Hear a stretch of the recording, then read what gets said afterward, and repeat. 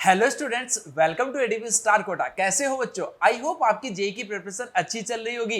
तो बच्चों, इस टाइम पे बहुत सारे स्टूडेंट के माइंड में ये कंफ्यूजन चल रहा होगा कि सर इस बार 99 परसेंटाइल लाने के लिए कितना मिनिमम स्कोर जो मेरे को करना पड़ेगा। बहुत सारे बच्चे सवाल इसलिए पूछते रहते हैं कि उनको एक जब टारगेट आपके सामने होता है कि इतने मार्क्स मिनिमम तेरे को लेके आने हैं, तो उस टारगेट को अचीव करना थोड़ा आसान होता है। तो बच्चों, मैं और सुधांशु सर आपके सामने आज इसी चीज के बारे में बात करेंगे। कुछ पॉइंट्स जो है उन पॉइंट्स के बारे में भी हम आपको बताएंगे जो भी आपके माइंड में चलते हैं कि सर ऐसा होने से क्या इस बार कंपटीशन में एक बहुत बड़ा इंक्रीज जो है वो देखने को मिलेगा। तो चलिए बच्चों, स्टार्ट करते हैं। यार सबसे पहले तो इसी सवाल के बारे में आ जाते हैं कि क्या इस बार कंपटीशन बढ़ेगा। तो देखो यार, कंपटीशन बढ़ने के लिए घटने के लिए कुछ पैरामीटर्स होते हैं। जैसे एक नंबर ऑफ कैंडिडेट्स होता है, एक नंबर ऑफ अटेम्प्ट्स होता है, एक है कि क्वेश्चन पेपर जो वो आपका किस टाइप का आ रहा है। क्या नेगेटिव मार्किंग वाले क्वेश्चंस बहुत सारे आ रहे हैं, क्या आपको टाइम जो है वो बहुत ज्यादा मिला है। तो यार अगर हम सबसे पहले बात करते हैं नंबर ऑफ अटेम्प्ट्स के बारे में, तो देखो जैसे कि आपको पता है कि पिछली बार यार 4 अटेम्प्ट हुए थे। तो जो फर्स्ट वाला अटेम्प्ट था और जो लास्ट वाला अटेम्प्ट था उसमें बच्चों सेम मार्क्स पे आपके पास में जो परसेंटाइल में गैप था वो काफी ज्यादा देखने को मिला था। क्योंकि स्टूडेंट को फर्स्ट अटेम्प्ट से पहले बहुत सारे रीजन होते हैं। कई बच्चे जो बाद में जागते हैं कि भाई पढ़ना स्टार्ट करना है, ये सारी चीजें।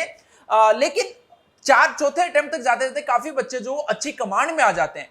लेकिन इस बार आपको पता है कि यार 2 ही अटेम्प्ट जो वो आपको मिलने वाले हैं। तो 2 अटेम्प्ट में क्या होता है कि बच्चा फर्स्ट अटेम्प्ट से ही पढ़ने की तैयारी जो वो अपनी स्टार्ट कर देता है। तो इस मामले में अगर देखा जाए तो कंपटीशन जो थोड़ा सा इंक्रीज होगा। बट इस केस में क्या होता है कि इंक्रीज जो है वो ऐसा नहीं कि बहुत सिग्निफिकेंटली बहुत ज्यादा बढ़ जाता है।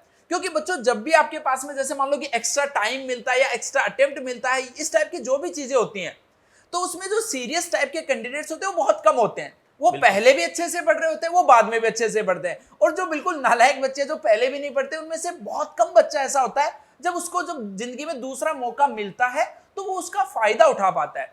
तो यार इस चीज से आपको इतना ज्यादा परेशान होने की जरूरत नहीं है। अब नेगेटिव मार्किंग वाला भी सर इस बार एक इम्पैक्ट आया, उसका क्या असर पड़ेगा? बिल्कुल सर, एक्चुअली क्या है कि सर नेगेटिव मार्किंग की बात करें तो सर पहले जैसे इंटीजर टाइप में नेगेटिव मार्किंग नहीं होती थी। हाँ, बट इस बार सर इंटीजर टाइप में भी नेगेटिव मार्किंग है। तो इस बार सर मुझे ऐसा लगता है कि सर आपका स्कोर थोड़ा सा कम होने वाला है। बहुत ज्यादा तो कम होने वाला नहीं है सर, क्योंकि जो अच्छे बच्चे हैं वो तो सर इन क्वेश्चन को कर पाएंगे। बट जो सर एवरेज बच्चे हैं उनको मेरा यही सजेशन है सर कि आप सिर्फ उन्हीं इंटीजर टाइप क्वेश्चंस को सॉल्व करिए जिसमें आपका फाइनली आंसर आखिरी तक आ जाए। बिल्कुल बिल्कुल। जैसे सर ने आपको सही चीज बताई। मतलब जैसे काफी बच्चे सोचते होंगे कि यार नेगेटिव मार्किंग होने से इंपैक्ट बहुत बड़ा आ गया।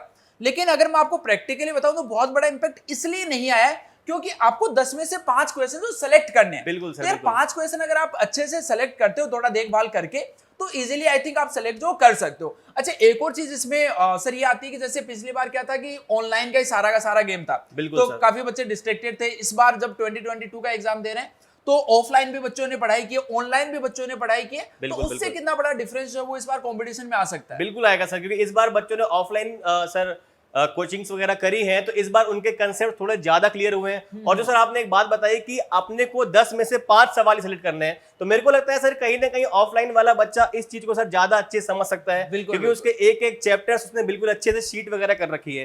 तो वहां पे सर मैं कह सकता हूँ कि इस नेगेटिव मार्किंग का उतना ज्यादा इंपैक्ट उस बच्चे पे नहीं पड़ेगा जिसने अपनी शीट्स को बिल्कुल प्रॉपर्ली ऑफलाइन में सॉल्व कर रखा है सर। ठीक है। तो यार आपने ये सारे पैरामीटर्स जैसे देखे कि जो जैसे इसका टाइम है फर्स्ट अटेम्प्ट का वो बढ़ गया, तो उससे कंपटीशन जो थोड़ा सा बढ़ गया।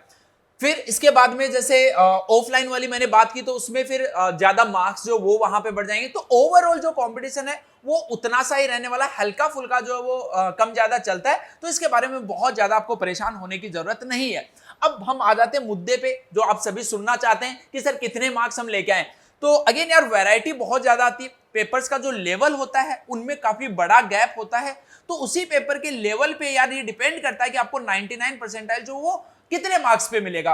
बट अगेन हम आइडिया दे देते हैं कि अगर बच्चों आपका एक टफ पेपर हो रहा है, आप मॉक टेस्ट जो वो भी तीनों टाइप के पेपर की मैं तो कहूंगा प्रैक्टिस करना। सारे अगर टफ टेस्ट की प्रैक्टिस आप करोगे तो इजी वाले में आपको पता नहीं चलेगा स्कोर कैसे करना है। इजी पेपर की आप प्रैक्टिस करते गए तो आपका जब टफ आएगा तब आप फैल जाओगे।